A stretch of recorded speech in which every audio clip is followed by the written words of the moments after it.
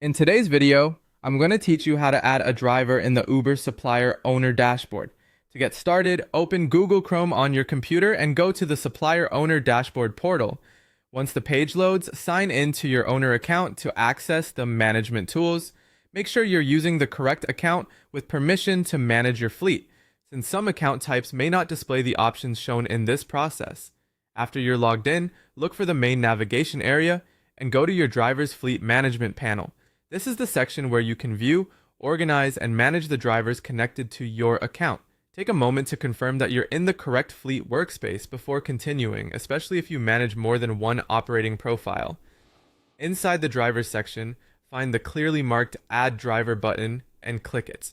This will open the form used to create a new driver profile in the system. If the page takes a few seconds to load, just wait for the form to fully appear before entering any information so nothing gets missed. Next, enter the candidate driver's registered email address and phone number in the required fields. Be careful to type these details accurately because this contact information is often used for communication